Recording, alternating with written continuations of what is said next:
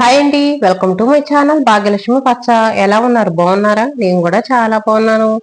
Video చూసే వాళ్ళందరికీ ఒక చిన్న రిక్వెస్ట్, చూసిన వాళ్ళు తప్పనిసరిగా వీడియోకి అయితే ఒక లైక్ కొట్టండి. ఇప్పుడే నిద్ర అయితే లేచాము.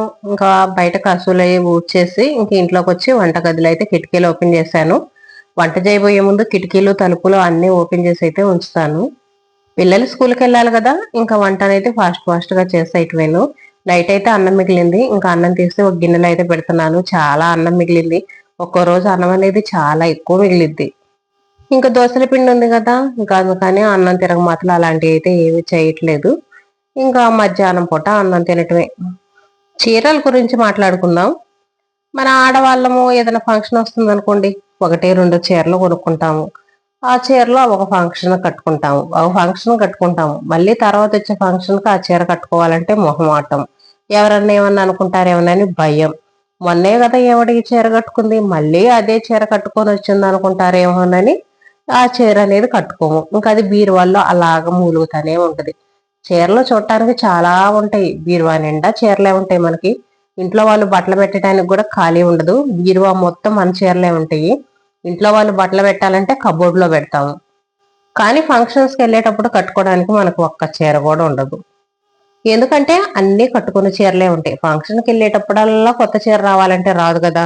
అన్ని కట్టుకునే చీరలే ఉంటాయి. ఒకసారి కట్టుకునే చీరలు, 2 సార్లు కట్టుకునే చీరలే ఉంటాయి. ఇంకేదన్నా పండగ అనుకోండి, పెద్ద పండగ సంక్రాంతి అలా అనుకో కొత్త చీర కనుక్కుంటాము. మన ఇంట్లో వాళ్ళ ఫంక్షన్ అనుకోండి, దగ్గర వాళ్ళ ఫంక్షన్ అయితే కొత్త చీర కనుక్కుంటాము. అంతేగాని ఎవరో బయట వాళ్ళ ఫంక్షన్ కి, చిన్న చిన్న ఫంక్షన్లకు కూడా కొత్త చీరలు కొనుక్కోవాలంటే కొనుక్కోలేము. కానీ ఎక్కడికన్నా వెళ్ళేటప్పుడు కట్టిన చీర కట్టుకోకుండా వెళ్ళాలని మన కోరిక. నాకే కాదండి, ఎవరికైనా ప్రతి ఒక్కళ్ళకి అలాగనే ఉంటది. కాకపోతే మన బడ్జెట్ అనేది సహకరించదు. మంచి మంచి కొత్త కొత్త చీరలు కట్టుకోవాలి, దానికి మ్యాచింగ్ నగలు పెట్టుకోవాలి. హ్యాండ్ బ్యాగ్లని, చెప్పులని, కొంతమంది మ్యాచింగ్లు అవి కూడా వేసుకుంటారు. బాగా మంచిగా రెడీ అయ్యి వెళ్ళాలని ఉంటది. రెడీ అయ్యి వెళ్ళిన తర్వాత ఫంక్షన్ లో అందరూ మీ చీర బాగుంది, మీ జ్యువెలరీ బాగుంది, మీరు చక్కగా రెడీ అయ్యారంటే అసలు ఇంకా ఎంతో సంతోషపడతాము. మాటల్లో చెప్పలేమనుకోండి, చాలా సంతోషపడిపోతాము. ఇంకా ఎక్కడికో వెళ్ళిపోయిన ఫీలింగ్ అయితే వచ్చేస్తుంది. ఆ సంతోషానికైతే అవధులుండవు. కట్టిన చీర కట్టామనుకోండి, ఒక్కసారి కట్టుకున్నప్పుడు బాగుంది, మీ లుక్ బాగుంది అంటారు. రెండోసారి కట్టుకున్నప్పుడు ఇంకెవరు అనరు, ఎందుకంటే ఒకసారి చూసారు కదా. చాలా మందికి ఇలా ఇష్టం, బాగా చక్కగా నీటిగా రెడీ అయ్యి వెళ్ళటం, కొత్త చీర కట్టుకుని వెళ్ళాలని చాలా మందికి ఇష్టంగా ఉంటది. కాకపోతే మన మధ్య తరగతి వాళ్ళకి మాత్రం అది సాధ్యపడదు. ఒకసారి కట్టుకున్న చీరే కట్టుకోవాల్సి వచ్చింది. ఒక ఫంక్షన్ కి మనం వెళ్ళాము, ఆ ఫంక్షన్ కాడ మన చీర అందరు చూసారనుకోండి, ఇంకో ఫంక్షన్ కి వెళ్తా కూడా అదే సేమ్ చీర కట్టుకోవాల్సి వచ్చింది. అలాంటప్పుడు మనం ఏమనుకుంటాం, మన మనసులో ఏమనుకొని కట్టుకుంటాం? అటువైపున ఫంక్షన్కి వెళ్ళిన వాళ్ళు ఇటువైపున ఎవరు రాకుండా ఉంటారు చూడండి, ఈ చీర ఎవరు చూడకుండా ఉంటారు కదా, అప్పుడు ఈ చీరను కట్టుకొని వెళ్తాం మనం. మనం అటువైపు ఫంక్షన్కి వెళ్ళినప్పుడు సేమ్ అదే చుట్టాలు వచ్చారనుకోండి వేరే ఫంక్షన్ కూడా, మళ్ళీ అదే చీర కట్టుకొని వెళ్ళటానికి మనం ఇష్టపడము. ఉదాహరణకి మన అమ్మ వాళ్ళ సైడ్ ఫంక్షన్ అనుకోండి, ఇటు సైడ్ వాళ్ళు ఎక్కువ రారు, ఎవరు ఏదో కొద్ది గొప్ప మందే వస్తారు. ఇంకా ఇటు సైడ్ ఒకసారి కట్టుకున్న చీరని అటువైపు కట్టుకొని వెళ్తాం, ఎందుకంటే అటువైపుని ఎవరు చూడరు కాబట్టి. అప్పుడప్పుడు మనం ఈ టిప్ కూడా ఫాలో అవుతా ఉంటాము.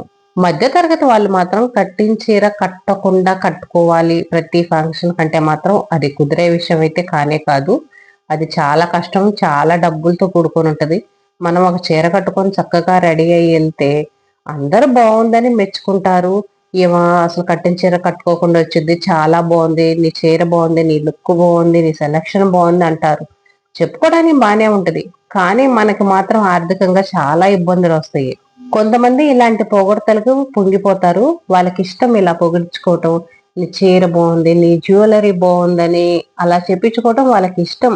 ఇంకా దాంట్లోనే వాళ్ళు సంతోషాన్ని ఎత్తుక్కుంటారు. దానికోసం అప్పులు చేసైనా సరే మంచి మంచి చీరలు కొనుక్కుంటారు. పిల్లలకు సరిగ్గా స్కూల్ డ్రెస్సులు కొనడానికి డబ్బులు ఉండవు. స్కూల్ డ్రెస్సులు చినిగిపోయింది కూడా కుట్టి కుట్టి వేస్తాము. నైట్ డ్రెస్సులు చినిగిపోయినా, ఏ చినిగిపోయినా పిల్లలకి కుట్టి కుట్టి వేస్తాము. కానీ మనం మాత్రం ఎక్కడన్నా ఫంక్షన్కి వెళ్ళాలంటే కట్టించారా కట్టుకోకుండా కట్టుకోవాలనే భావనలో ఉంటాము. ఎందుకంటే పిల్లలు ఏ ఫంక్షన్కి రారు, నలుగురిలోకి ఎక్కడికి రారు, వాళ్ళు స్కూల్కి వెళ్తారు. సండే వస్తే ఇంటికాడ ఉంటారు. ఏదో ఒకటి ఆరా ఫంక్షన్, కానీ ప్రతి ఫంక్షన్ గా మనం పిల్లల్ని తీసుకెళ్ళలేము. పిల్లలు ఇంట్లోనే ఉంటారు కాబట్టి వాళ్ళు ఏ బట్టలు వేసుకున్నా ఇబ్బంది లేదు. మనం బయట నలుగురిలో ఫంక్షన్కి వెళ్తాము, అందరి చేత పొగిడించుకోవాలి కాబట్టి మనం వేలుకు వేలు ఖర్చు పెట్టి బట్టలు అయితే కొనుక్కుంటాము. అందరూ ఇలా ఉంటారని కాదు, కొంతమంది ఉంటారు. 100లో ఒక 20 మంది అలా ఉంటారు. అందరైతే అలా ఉండరులే. కొంతమంది ఏమో కొనుక్కున్న 10 చీరలను కూడా చాలా నీట్గా మెయింటైన్ చేసుకుంటారు. వాటికి చక్కగా గంజి పెట్టించుకోవటం, ఇస్త్రీ చేసుకోవటం, నీట్గా మెయింటైన్ చేసుకొని ఎప్పుడు కట్టుకున్నా సరే కొత్త చీరలాగా ఉండేటట్టుగా చూసుకుంటారు. ఇదైతే బెస్ట్ అనుకోండి. ఒక 10 చీరలు కొనుక్కొని వాటిని కొన్నాళ్ళ పాటు నీట్గా మెయింటైన్ చేసుకోవటం అయితే చాలా బెస్ట్. దీనికోసం మనం వెయిట్ కూడా పెరగకూడదు. వెయిట్ కంట్రోల్లో ఉండాలి. వెయిట్ పెరిగిపోయామంటే మళ్ళీ జాకెట్లు అనేవి పట్టవు మనకి. అదొక పెద్ద ప్రాబ్లం అయింది. చీరలు బాగానే ఉంటే మళ్ళీ జాకెట్లు తీసుకోవటం, కుట్టించుకోవటం డబ్బుల ఖర్చు అయింది. ఇంక ఇవన్నీ మళ్ళీ కుట్టించుకోవటం ఎందుకు, పాత చీరలే కదా అని ఒక్కోసారి వదిలేస్తాము, ఎవరొకరికి ఇచ్చేస్తాము. మన చీరలు అనేది, పాత చీరలు కూడా నీట్ గా మెయింటైన్ చేయాలంటే మాత్రం మనం వెయిట్ కూడా పెరగకుండా ఉండాలి. ఎప్పటికప్పుడు వెయిట్ ప్రాబ్లం అనేది కూడా నాకు వస్తానే ఉంది. వెయిట్ కంట్రోల్ చేసుకోవాలి, వెయిట్ తగ్గాలి అనుకుంటాను. 4 రోజులు అనుకుంటాను, 5వ రోజు మామూలే. మళ్ళీ వెయిట్ పెరుగుతూనే ఉంటాము. తగ్గినా గానీ మళ్ళీ పెరుగుతూనే ఉంటాము. ఒకటే వెయిట్ అనేది మెయింటైన్ చేయలేకపోతున్నాం. తినకుండా ఉంటేనేమో నీరసంగా ఉంటేనేమో ఇంట్లో పనులు చేసుకోలేము. ఇంటి పని మొత్తం చేయాలంటే తినాలి మనం. పుష్టిగా తింటేనేగా ఇంట్లో పనులు మొత్తం చేసుకోగలుగుతాము. తినకుండా పస్తులు ఉండామంటేనేమో ఇంటి పని చేసుకోలేము. వెయిట్ పెరగక ముందే జాగ్రత్తలు తీసుకోవాలి, కానీ వెయిట్ పెరిగిన తర్వాత తగ్గాలంటే మాత్రం కొంచెం కష్టంగానే ఉంటది. హౌస్ వైఫ్స్ కి, జాబ్ చేసే వాళ్ళకి, పెళ్ళైన వాళ్ళకి కొంచెం కష్టంగానే ఉంటది. పిల్లలు అదనుకోండి, వాళ్ళకి ఇంట్లో పనులు, బాధ్యతలు అలాంటివన్నీ ఉండవు కాబట్టి వాళ్ళు వెయిట్ తగ్గాలన్నా, కొంచెం తినకుండా ఉండాలన్నా, ఎక్సర్సైజులు చేయాలన్నా కుదిరిద్ది. కానీ మనలాంటి వాళ్ళకైతే కుదరదు. ఒక్కోసారి చీరలు జాకెట్ల కోసం అన్నా వెయిట్ తగ్గాలనిపించింది. ఈ ప్రాబ్లం నాకేనా, మీకు కూడా ఉందా? ఎవరికన్నా ఉంటే కామెంట్ లో చెప్పండి. కొంతమంది ఉంటారు చీరల విషయంలో ఓల్డ్ మోడల్ చీరలండి. ఎప్పుడో పెళ్ళప్పుడు చీరలు, 20 సంవత్సరాల క్రితం పెళ్ళైంది అనుకోండి, అప్పుడు చీరలు కూడా బీరువాలో భద్రంగా దాచిపెట్టి ఉంచుతారు. అప్పుడప్పుడు ఫంక్షన్లు కట్టుకుంటానే ఉంటారు వాళ్ళు. ఇంకా ఓల్డ్ మోడల్ కట్టుకుంటారు వాళ్ళు. ఎంత రిచ్ పర్సన్ అయినా కానీ ఆ ఓల్డ్ మోడల్ చీరలే కొనుక్కుంటారు. కొత్త చీరలు కొనుక్కోవడానికి వాళ్ళకి ప్రాణం ఒప్పదు. ఆ ఓల్డ్ మోడలే కొనుక్కోవటం, వాటికి గంజి పెట్టుకోవటం, ఇస్త్రీ చేయించుకోవటం, మళ్ళీ వాటినే కట్టుకోవటమే కానీ కొత్త మోడల్గా, కొత్త చీరలుగా కొనుక్కోరు. వాళ్ళకి అసలు ప్రాణం ఒప్పదనుకోండి. ఇలాంటి వాళ్ళు కూడా కొంతమంది ఉంటారు. మరీ అంత పిసినారితనంగా ఉండకూడదు. ఇప్పుడు 20 సంవత్సరాలు, 30 సంవత్సరాల నాటి చీరలు కట్టుకుంటా ఉంటే ఇంకెప్పుడు అనుభవిస్తాము? డబ్బు కూడా ఉంది, ఆర్థికంగా ఇబ్బంది లేదు.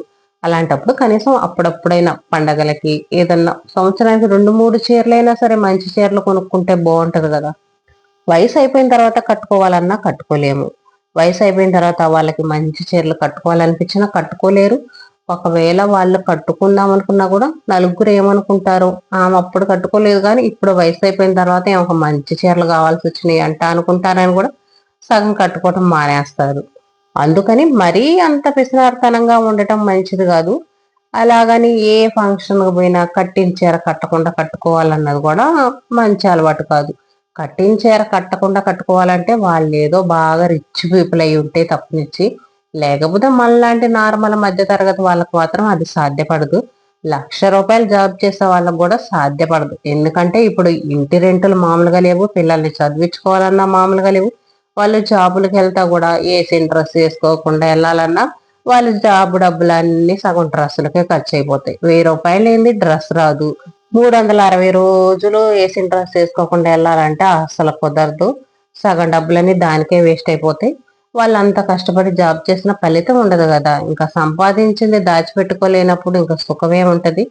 కాకపోతే ఒక 20 డ్రెస్సులు, 30 డ్రెస్సులు, ఒక 10 డ్రెస్సులు అలా అయితే మెయింటైన్ చేయొచ్చు. 2-3 నెలలు ఒక 10 డ్రెస్సులు వేసుకుని తర్వాత తీసేసి మళ్ళీ ఒక 10 డ్రెస్సులు, ఒక 15 డ్రెస్సులు అలా మెయింటైన్ చేయొచ్చు. కానీ మరీ రోజుకొక డ్రెస్ వేసుకోవటం, రోజుకొక చీర కట్టుకోవటం అనేది ఇంకా అస్సలు మంచి పద్ధతి కానే కాదు. ఎంత లక్షలు జాబ్ చేస్తున్న వాళ్ళైనా సంపాదించుకొని ఎందుకు బట్టలకు పెట్టుకోవటం? దానికి బదులు చక్కగా ఏదైనా లోన్ తీసుకొని ఒక మంచి ఇల్లు కొనుక్కొని ఆ బట్టలకు పెట్టే డబ్బులని ఆ లోన్ కి అయితే కట్టేసుకోవచ్చు. సంపాదించిన దానికి ఒక ఫలితం ఉంటది. మనం కూడా ఒక ఆస్తి కొన్నామని, ఇంటికి ఇల్లు వచ్చిద్ది, మనకి అద్దె తప్పిద్ది, సొంత ఇంట్లో ఉంటున్నాము అనే ఫీలింగ్ ఉంటది. రేపు మనకు అవసరానికి ఒక ఆస్తి అనేది ఉంటుంది. రేపు మన పిల్లలకి ఇవ్వటానికైనా, మనకు అవసరానికి ఏదన్నా అమ్ముకోవడానికైనా, తాకట్టు పెట్టుకోవడానికైనా మనకంటూ ఒక ఆస్తి ఉంటుంది. 10,000 పెట్టి చీర కొన్నా, ఏదైనా డ్రెస్ కొన్నా కానీ దాన్ని తాకట్టు పెట్టుకోగలుగుతావా? మళ్ళీ దాని ద్వారాగా రూపాయి అనేది మనం సంపాదించుకోగలుగుతామా? సంపాదించుకోలేం. ₹1,00,000 పెట్టి చీర కొన్నా సరే అది వేస్ట్ గా పడేటివి, దేనికి పనికిరాదు. ₹1,00,000 పెట్టి బంగారం కొనుక్కున్నాం అనుకోండి, ఏదన్నా తాకట్టు పెట్టుకుంటే ₹4 వస్తాయి, మనకు అమ్ముకున్నా డబ్బులు వస్తాయి. అవసరానికి బ్యాంకీలో పెట్టుకుని డబ్బులు తెచ్చుకోవచ్చు, దేనికైనా ఉపయోగపడిద్ది. చీరను మనం ఏం చేయలేము, వేస్ట్ గా పడేయటం, చిరిపోయిన తర్వాత దాన్ని చెత్త కుప్పలో పడేయటం. ఈ మధ్య అయితే ఒకరు కట్టుకున్న చీరలు ఇంకొకరు కట్టుకోవడానికి కూడా ఇష్టపడట్లేదు. ఎంత లేని వాళ్ళైనా సరే ₹100 పెట్టైన వాళ్ళు సొంతంగా బట్టలు కొనుక్కొని కట్టుకోవడానికి ఇష్టపడుతున్నారు కానీ ₹10,000 చీరలు ఇచ్చినా సరే ఒకళ్ళు తీసుకోవడానికి ఇష్టపడట్లా. ఒకవేళ కొంతమంది ఇష్టపడ్డా గానీ వాళ్ళేమనుకుంటారో వీళ్ళేమనుకుంటారో అని భయం చొప్పున కూడా తీసుకోవట్లేదు. ఎవరో తీసేసిన చీరలు కట్టుకొని తిరుగుతుంది, ₹10,000 చీరలు కట్టుకున్నట్టు మన ముందు బిల్డప్లు ఇచ్చిద్ది, అది ఎవరో తీసేసిందేలే ఏమో కట్టేది అంటారేమోనని చెప్పి కొంతమంది తీసుకోవడానికి కూడా ఇష్టపడట్లేదు. కొంతమంది బట్టలు మన వాళ్ళు అనుకున్న వాళ్ళకి ఇచ్చేద్దాము, నేను ఒక 10,000 పెట్టి పట్టు చీర కొనుక్కున్నాను, అది ఎందుకు వేస్ట్ గా పడేయటం, ఎవరికో ఇవ్వటం ఎందుకు, మన వాళ్ళు మన చుట్టాలు అనుకున్న వాళ్ళకి ఇద్దాం అనుకుంటారు.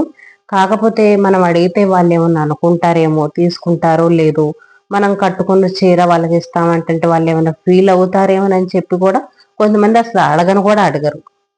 కొంతమంది అడిగినా సరే తీసుకోవడానికి ఇష్టపడరు. ఎవరో ఒకళ్ళు ఇద్దరు కొంచెం ఆర్థికంగా డబ్బు అనేది తెలిసిన వాళ్ళైతే మాత్రం తీసుకుంటారు. ఎందుకంటే ఆ చీర తీసుకున్నాను అనుకోండి, నేను కొనుక్కోవాలనుకున్న చీర డబ్బులు మిగులుతాయి కదా.